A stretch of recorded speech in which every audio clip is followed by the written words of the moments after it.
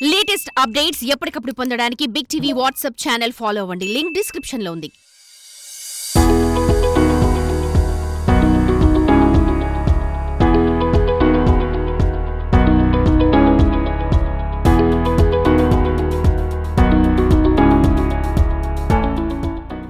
బందర్ లడ్డు ఈ పేరు వినని వారు ఉండరు. అంటే అతిశయోక్తి కాదేమో, అంత ఫేమస్సే ఈ బందర్ లడ్డు. నెయ్యితో తయారయ్యే ఈ లడ్డు తిన్నవారందరికీ కూడా ఈ పేరు వింటే నోరూరటం ఖాయం. మార్కెట్లో ఎన్నో రకాల లడ్డూలు ఉన్నా బందర్ లడ్డూకు ఉండే ప్రత్యేకత వేరని చెప్పాలి. మచిలీపట్నం కేంద్రంగా తయారయ్యే ఈ తొక్కుడు లడ్డూకు ప్రపంచవ్యాప్తంగా కూడా పేరుంది. దశాబ్దాల చరిత్ర కలిగి ఉన్న ఈ బందర్ లడ్డు గురించి అనేక సినిమాల్లోనూ వర్ణించారు. అయితే ఈ బందర్ లడ్డు ఇంత ఫేమస్ కావడానికి అసలు కారణం ఏమిటో చూద్దామా? అయితే చలో బందర్.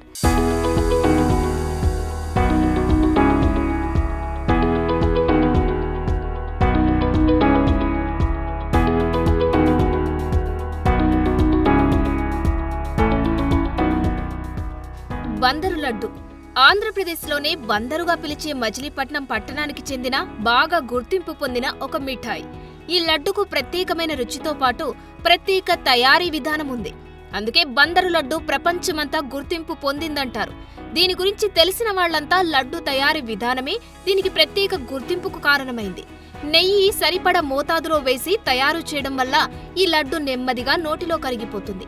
ఇదే బందరు లడ్డు ప్రధాన ప్రత్యేకత. లడ్డు తిన్నంతసేపు రుచి స్పష్టంగా తెలుస్తుంది.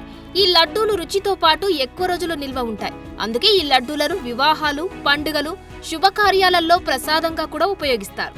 బందరు లడ్డు రుచి, నాణ్యత కారణంగా దేశవ్యాప్తంగా ప్రత్యేకమైన గుర్తింపు పొందిన మిఠాయిగా రికార్డులోకి ఎక్కింది.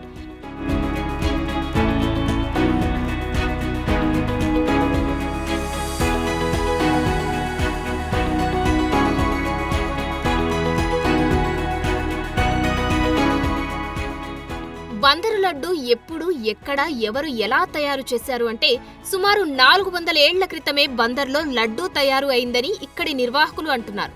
బందర్లో అప్పట్లో నివాసం ఉన్న బొందిలి రామ్ సింగ్ అనే ఆయన లడ్డు తయారు చేసి బందర్లో అమ్మకాలు చేశారని ఇక్కడ ప్రస్తుతం స్వీట్స్ అమ్మకాలు జరుపుతున్న వారు అంటున్నారు. బొందిలీలు అంటే రాజస్థాన్ నుండి మిఠాయి తయారు చేసేవాళ్లని, వాళ్లంతా రాజస్థాన్ నుంచి కృష్ణా జిల్లా బందరుకు వలస వచ్చిన సింగులుగా తెలుస్తుంది. రాజస్థాన్ నుంచి వచ్చిన బందరులో స్థిరపడిన వారంతా మిఠాయి తయారీదారులలో పేరొందిన వారు కావడం, వారిలో సర్వశ్రీ బొందిలి రామ్ సింగ్, నాట్ సింగ్, జగన్నాథ సింగ్, ఠాగూర్ సింగ్లు అప్పట్లో మిఠాయి తయారీదారులు అని తెలుస్తుంది. వీరంతా నల్లహాల్కా, తొక్కుడు లడ్డూలు బందరు వాసులతో పాటు ప్రపంచానికి రుచి చూపించారని తెలుస్తుంది.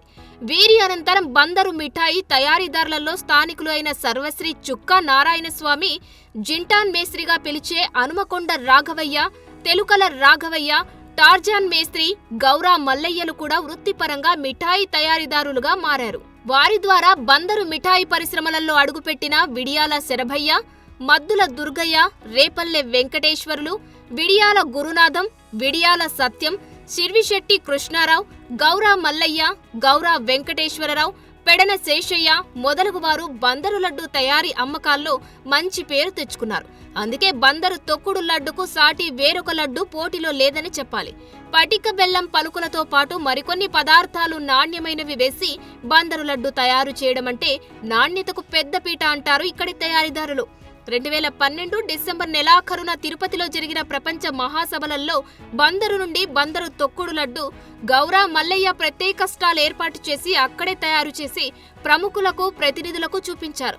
బందరు తొక్కుడు లడ్డు పేటెంట్ పొందే దిశగానే నాడు అడుగులు పడ్డాయని ఇక్కడి లడ్డు తయారీదారులు అంటున్నారు. 4-5 అవర్స్ పడుతుంది. ఒక వాయిదా 15 కేజీలు వాయిదా అంటే 5 అవర్స్ మినిమం పడుతుంది.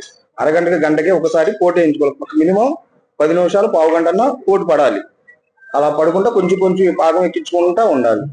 ఉంటే అప్పుడు మీకు లడ్డు టేస్ట్ అనేది ఆ ప్రాసెస్ అలా నడుస్తూ ఉంటుంది.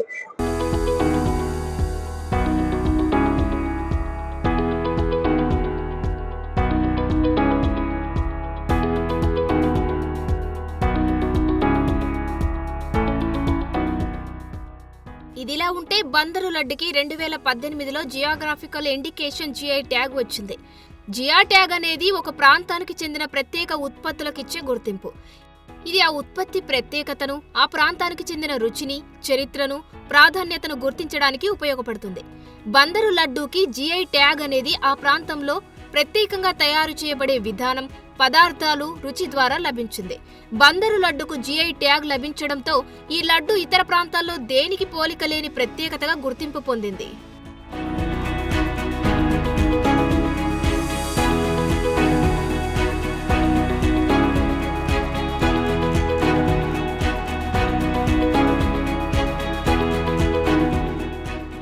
లడ్డూ వల్ల బందరు ప్రాంతానికి ఆర్థిక ప్రయోజనాలు కూడా వస్తాయి. ఎందుకంటే జిఐ ట్యాగ్ కలిగిన ఉత్పత్తులు ప్రపంచవ్యాప్తంగా గుర్తింపు ఉండడంతో జిఐ ట్యాగ్ పొందిన తర్వాత ఎవరైనా ఈ లడ్డూను బందరు లడ్డు పేరుతో తయారు చేసి అమ్ముకోవాలంటే జియోగ్రాఫికల్ రూల్స్ ను పాటించాలి.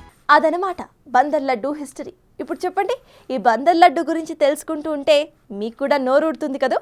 అయితే ఈసారి మిఠాయి దుకాణంకు వెళ్ళినప్పుడు తప్పకుండా బందర్ లడ్డు రుచి చూడండి. ఎలా ఉందో కామెంట్ చేయండి.